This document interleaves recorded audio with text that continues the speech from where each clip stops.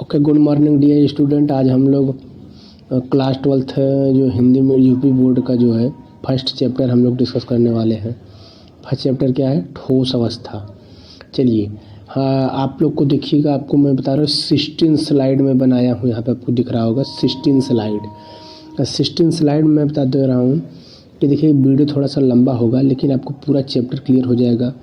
मे भी हो सकता है मैं 2 वीडियो बनाऊँ, ठीक, एक ही वीडियो में कोशिश करूँगा इसको कवर करने का, ठीक है ना।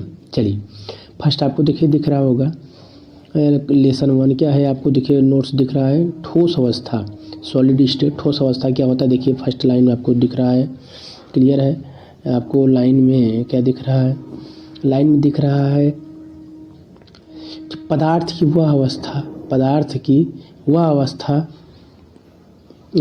वह अवस्था जिसमें अवयवी कण जैसे परमाणु, अणु या आयन प्रबल अंतराणविक आकर्षण बलों द्वारा निकट संकुलित होते हैं, तो ठोस अवस्था कहते हैं। देखिए होता क्या है, जो अंतराणविक आकर्षण बल यदि उनका प्रबल हो, बहुत स्ट्रांग होता है, उसे क्या कहेंगे? ठोस अवस्था कहते हैं। क्लियर हो गया। यदि वीक हो जाएगा, कमज़ोर होगा अंतराणविक बल अणुओं के बीच में, परमाणुओं के बीच में, आयनों के बीच में, क्या हो जाएगा? वो ठोस अवस्था नहीं कहा जाएगा। क्लियर है। चलिए, ठोसों के गुण क्या होते हैं? ठोस दृढ़ होते हैं। देखिए यहाँ पर आपको दिख रहा होगा ठोसों के गुण क्या होते हैं? वो दृढ़ होते हैं। उसके बाद क्या होते हैं? इनकी आकृति और आयतन निश्चित होती है, आप लोग जानते होंगे। ये संपीड्य होते हैं, यहाँ तक भी क्लियर है। क्या पदार्थ ठोस अवस्था में क्रिस्टल बना लेते हैं, वेरी गुड, यहाँ पर भी है। ठीक, गर्म करने पर क्या हो रहे हैं? गर्म करने पर द्रव में बदल जाते हैं। क्लियर हो गया। अगेन देखिए आप लोग को दिख रहा होगा गलनांक। गलनांक क्या होता है? देखिए जिस ताप पर तथा वायुमंडलीय दाब पर कोई पदार्थ पिघल कर ठोस अवस्था से, यहाँ देखिए आप लोग को दिख रहा होगा, ठोस अवस्था से द्रव अवस्था में बदल जाते हैं, उसी को क्या कहते हैं? ठोस अवस्था से द्रव अवस्था में बदल जाएंगे, उसे क्या कहेंगे हम लोग? परिवर्तित उस ताप को क्या कहेंगे? उस ताप को हम लोग क्या कहेंगे? गलनांक कहते हैं। देखिए पदार्थ का ठोस अवस्था में घनत्व उनकी द्रव तथा गैस अवस्था से अधिक होता है। पदार्थ की ठोस अवस्था में उनकी अवयवी कण के मध्य की दूरियां क्या होती है? कम होती है। क्लियर हो गया यहाँ तक। जिसके कारण अंतराणविक बल क्या होता है? प्रबल होती है। उनके बीच की दूरी जो होती है, देखिएगा जैसे 2 अणु हैं, उनके अणुओं के बीच की क्या होता है? दूरियाँ जो होती हैं बहुत कम होती है, ठीक है ना। अणु क्या होंगे? जैसे पास हो। तो क्लियर है यहाँ तक। तो इस तरह से हो जाएंगे। चलिए हम लोग क्या करेंगे अब? नेक्स्ट आप लोग को दिख रहा होगा, अब हम लोग डिस्कस करेंगे कि क्या होता है ठोसों के प्रकार। देखिए ठोस आपको दिख रहा होगा कौन कौन से ठोस होते हैं। ठोस 2 प्रकार के होते हैं। देखिए क्रिस्टलीय ठोस और अक्रिस्टलीय ठोस दिख रहा है आप लोग को, क्लियर है। चलिए हम लोग नेक्स्ट स्लाइड में चलते हैं। क्रिस्टलीय क्या होते हैं, जिसे हम लोग इंग्लिश में crystalline, there are the 2 type of the solid, crystalline solid, और देखिए अक्रिस्टलीय को इंग्लिश में एमॉर्फस सॉलिड कहते हैं। क्लियर है यहाँ तक? क्लियर है, कोई प्रॉब्लम नहीं है। चलिए नेक्स्ट स्लाइड हम लोग इंटर करते हैं। चलिए नेक्स्ट स्लाइड आपको दिख रहा होगा, देखिएगा क्या हो जाएगा। देखिए सेकंड स्लाइड देखिए मैं जूम कर दे रहा हूँ, आप लोग को क्लियर हो, विजुलाइज होगा। देखिए ठोसों को उनके अवयवी कणों की उपस्थिति के क्रम के आधार पर क्रिस्टलीय तथा अक्रिस्टलीय 2 क्या होते हैं? 2 प्रकार के वर्गीकृत किए गए हैं। क्लियर है यहाँ तक? चलिए यहाँ तक कितने प्रकार के किए गए हैं? 2 प्रकार के किए गए हैं। चलिए देखिए यहाँ पे होता क्या है कि जो पेन की मोटाई है, थोड़ा सा मैं छोटा कर दूँ।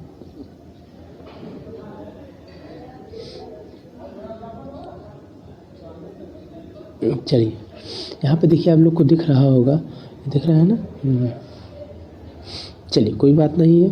हम लोग क्या करते हैं, फर्स्ट हम लोग डिस्कस करते हैं क्रिस्टलीय ठोस। चलिए क्रिस्टलीय ठोस क्या होते हैं? वे ठोस जिनके अवयवी कण क्या होते हैं? निविड में एक निश्चित ज्यामिति व्यवस्थित होते हैं, अर्थात जिनके अवयवी कणों की परास व्यवस्था क्या होता है? लॉन्ग रेंज आर्डर पाई जाती है। क्रिस्टलीय ठोस क्रिस्टलीय तथा वास्तविक ठोस कहते हैं। देखिए मैं आपको बताता हूँ, जैसे क्या होते हैं, यहाँ पे आपको मैं एग्जांपल बताता हूँ।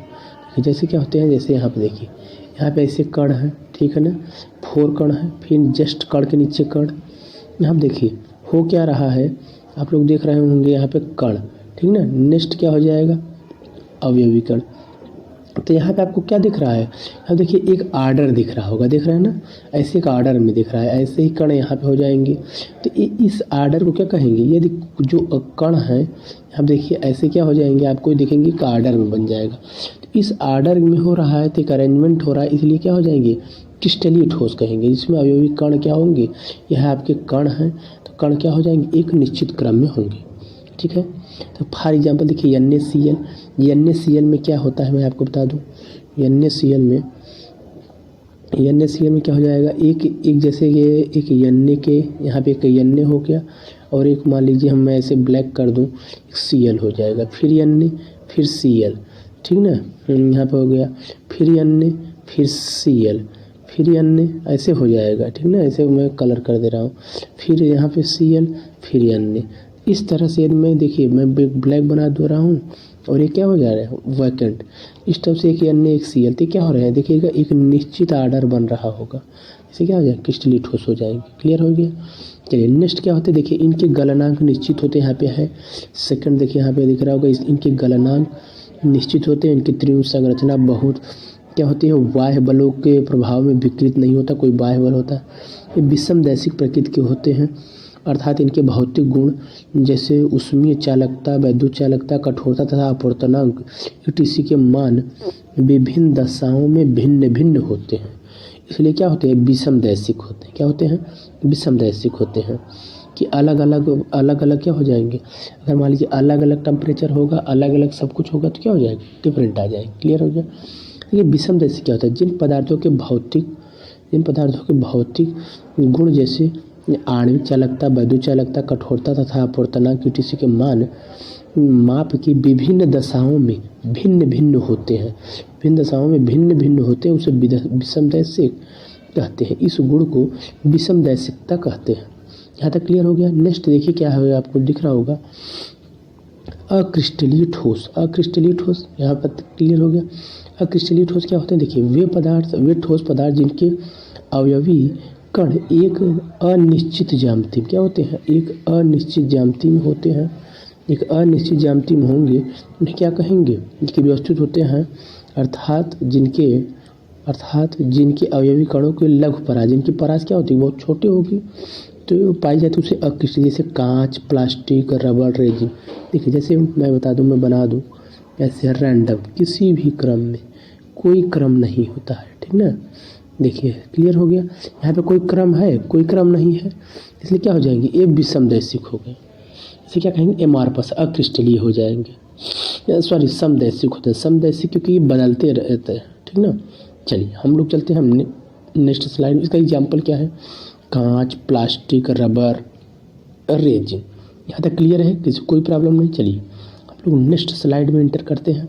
चलिए इसे राइट डाउन कर लीजिएगा, नेक्स्ट स्लाइड क्या हो जाएगा। चलिए मैं इसे इरेज कर दे रहा हूँ, तो आपको राइट डाउन करना होगा, मैं भी जूम किया था तो राइट डाउन कर लीजिएगा। चलिए थर्ड स्लाइड, चलिए थर्ड स्लाइड करेंगे हम लोग। थर्ड स्लाइड आप लोग को अब दिख रहा होगा, वेरी गुड, मैं अब क्लियर कर दे रहा हूँ क्योंकि राइट करना होगा। देखिए यहाँ पे दिख रहा है कणों की अवस्था द्रव के कणों की समान होती है। देखिए कणों की अवस्था द्रव के कणों की समान होती है।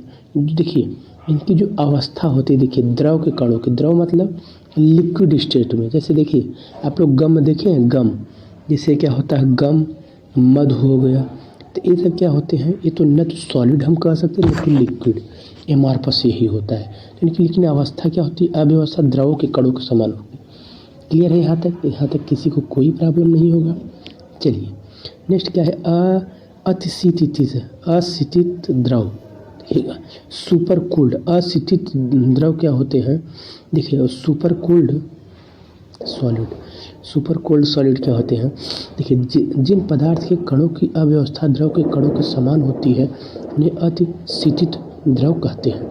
तब जिनकी अवस्था क्या होती है, द्रव के कणों के समान होती है। यहाँ तक क्लियर है, किसी कोई प्रॉब्लम नहीं है। चलिए कांच की द्रव की सदृश प्रवाह की प्रवृत्ति होती है, यद्यपि यह बहुमंद होती है, इसी कारण से इसे अतिशीतित द्रव कहते हैं। दूसरी डिफिनेशन हो गया, देखिए पुराने मकानों की खिड़कियों पर लगे कांच नीचे से मोटे तथा क्या होते हैं, दुधिया होते हैं, होते जाते हैं, ठीक ना। इसका कारण यह है गुरुत्वाकर्षण के प्रभाव की में कांच बहुत ही मंद गति से नीचे की ओर बहता रहता है। किधर? नीचे की ओर बहता चला जाता है। इससे कांच या नीचे की ओर मोटे हो जाते हैं, ठीक ना। अक्रिस्टलीय ठोस देखिए मैं बताया था ना समदैशिक होते हैं। समदैशिक प्रकृति को अर्थात इनके भौतिक गुण जैसे औष्मीय चालकता, वैद्युत चालकता, कठोरता, अपवर्तनांक etc के मान माप की विभिन्न दशाओं में भिन्न भिन्न नहीं होते हैं। अलग अलग टेम्परेचर अलग अलग होगा उसमें चालकता तो चेंज नहीं होगी, ये हमेशा क्या होते हैं? समान होंगी, ठीक है। इसी को समदैशिकता कहते हैं। वही डिफिनीशन राइट किया गया है। देखिए यहाँ पे राइट है ना, यहाँ पे देखिए राइट है। यहाँ पे राइट क्या है? जिन पदार्थों के भौतिक गुण जैसे उसमें चालकता, कठोरता, वैद्युत चालकता, अपवर्तनांक के मान माप विभिन्न दशाओं में एक समान रहते हैं समदैशिक कहलाते हैं तथा इस गुण को समदैशिकता कहते हैं। एग्जाम्पल, कांच ग्लास को में कोई प्रवाह एक अपवर्तनांक के मान नहीं रहते हैं, ठीक ना, एवं अपवर्तनांक के मान वही रहते हैं, वही सेम है, बदलेंगे नहीं, ठीक ना। कांच का जो होता है भले ही किसी भी दशा में मापन किया जाए अतः कांच का समदैशिक कहा जाता है। देखिए अपवर्तनांक कांच का बदलता है? कभी नहीं बदलता। इसीलिए देखिए हम लोग जो लाइट चैप्टर स्टडी करते होंगे फिजिक्स में तो यहाँ पे देखेंगे कभी भी इसका बदलता नहीं है। यहाँ तक क्लियर हो गया। समदैशिकता का क्या कारण होता है? What is the reason behind this, है ना। समदैशिकता का क्या रीजन होता है? देखिए इक्वी डायरेक्शन देखिए क्या होता है। अक्रिस्टलीय ठोस में अवयवी कणों में कोई निश्चित अवस्था नहीं होती, यही मेन कारण होती है, इसी की वजह से ऐसे होते हैं। तो क्लियर हो गया। चलिए हम लोग नेक्स्ट करते हैं थर्ड स्लाइड। थर्ड स्लाइड यहाँ पे देखिए आप लोग को दिख रहा होगा, मैं जूम कर दे रहा हूँ, यहाँ तक दिख रहा है। चलिए यहाँ तक दिख रहा है। अब मैं इसे करा देखिए नहीं होती हैं बल्कि ये अव्यवस्थित होते हैं, इसी कारण अपवर्तनांक ज्ञात करने में प्रकाशीय किरणें प्रत्येक दिशा में दोनों ही प्रकार के कणों से प्रभावित होती है, इसलिए इनके भौतिक गुण समान होते हैं। अब क्या हो गया? अक्रिस्टलीय ठोसों के प्रमुख गुण। अक्रिस्टलीय गुण क्या होते हैं? इनकी अवयवी आंतरिक अव्यवस्था में कोई नियमितता नहीं होती, वही अनियमित होते हैं। जैसे मैंने आपको एग्जाम्पल बताया था ना, ऐसे कोई क्रम नहीं होगा, ठीक ना। दूसरा, अक्रिस्टलीय ठोस के बाह्य रूप में कोई अनियमितता नहीं होती, कोई नियमितता नहीं होती। बाहर से भी आपको कोई एक निश्चित क्रम नहीं मिलेगा, आर्डर नहीं मिलेगा। अक्रिस्टलीय ठोसों के गलनांक निश्चित नहीं होते, इनका मेल्टिंग पॉइंट कभी भी क्या होगा? कांस्टेंट नहीं होगा, चेंज होता रहता है। इनको तोड़ने पर ये अनियमित रूप से टूटते हैं, ये आर्डर में नहीं ब्रेक होंगे, क्या देखिए किसी भी आर्डर में ब्रेक हो जाएंगे ना। देखिए इनको जब अक्रिस्टलीय ठोसों को गर्म करके धीरे धीरे ठंडा किया जाता है तो वे क्रिस्टलीय ठोस में परिवर्तित हो जाते हैं। इस कारण प्राचीन काल में वस्तुएं क्या होती थी? वस्तुएं दुधिया दिखाई देती थी। क्लियर हो रहा है? यहाँ तक तो क्लियर है सबको, कोई प्रॉब्लम नहीं है। चलिए यहाँ तक आप लोग का क्लियर हो गया। मेन देखिए अब करना क्या है आप लोग को। अक्रिस्टलीय ठोसों का उपयोग क्या है? प्लास्टिक का उपयोग हम लोग घरेलू उपकरण बनाने में किया जाता है।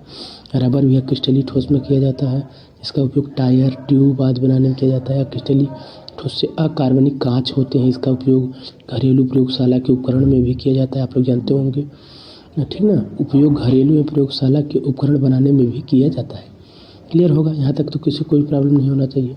चलिए अक्रिस्टलीय ठोस सूर्य के प्रकाश का वैद्युत रूपांतरण करने के लिए उपलब्ध क्या होता है? श्रेष्ठतम प्रकाश वोल्टी पदार्थ होता है। यहाँ तक क्लियर हो गया है। चलिए नेक्स्ट स्लाइड देखिए। 15 मिनट का वीडियो हो गया है। अब देखिए नेक्स्ट क्या होता है स्लाइड में, देखते हैं हम लोग क्या है। नेक्स्ट स्लाइड में 5th का जो है बहुत इम्पोर्टेंट है, इसे हम लोग जूम करते हैं। देखिए यहाँ पे क्रिस्टलीय के गुण दिए गए हैं, यहाँ तक ठीक है ना। अब आप लोग को दिख रहा होगा, देखिए यहाँ पे दिखिएगा क्या आपको दिख रहा होगा? ज्यामिति दिख रहा है, ठीक ना।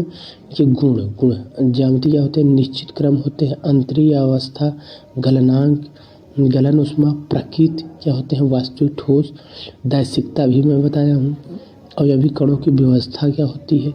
दीर्घ प्रकाश होती है, जानते हैं। दीर्घ परास में लॉन्ग रेंज में होती है, और इनका क्या होता है? शॉर्ट रेंज होती है।